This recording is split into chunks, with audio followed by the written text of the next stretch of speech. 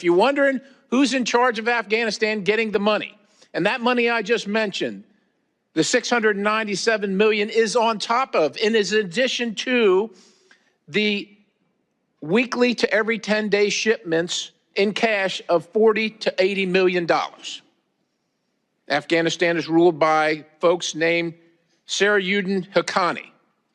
The Haqqani network mean anything to anybody in the room? How about Abdullah bin Laden? Who gets some of that money?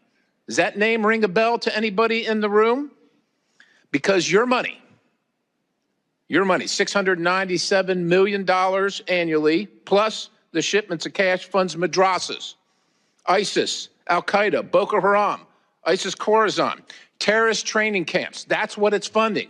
If you think that the program under Operation Enduring Sentinel, entitled Women's Scholarship Endowment, which receives $60 million annually, or the Young Women Lead, which gets about $5 million annually, is going to women who, by the way, if you read the Inspector General's report, is telling you that the Taliban does not allow women to speak in public. Yet somehow you're believing, and American people are supposed to believe, that this money is going for the betterment of the women in Afghanistan. It is not. You are funding terrorism, and it's coming through USAID. And it's not just Afghanistan. The $40 million a week that comes on the airplane and comes into Afghanistan. So the plane comes in weekly.